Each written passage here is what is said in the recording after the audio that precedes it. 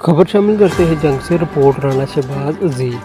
DPO Mohammad Rashid हिदायत के अहकामात पर शहीद कांस्टेबल लियाकत अली की बरसी के मौका पर DSP city circle Ghazanfar Ali ने शहीद की कब्र पर हाजिरी दी, फूलों की चादर चढ़ाई और शहीद की बुलंदी दर्जात के लिए दुआ की।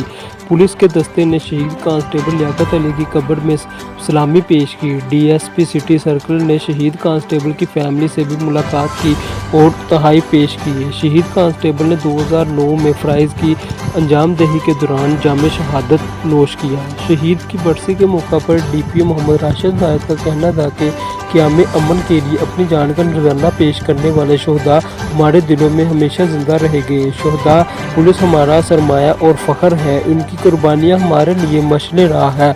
डीपीओ का मजीद कहना था कि आईजी पंजाब और आरपीओ फैसलाबाद के विजन के मुताबिक शोहदा की फैमिली के वेलफेयर के लिए तरजीही बुनियादों पर इक़दामात अमल में लाए जा रहे हैं।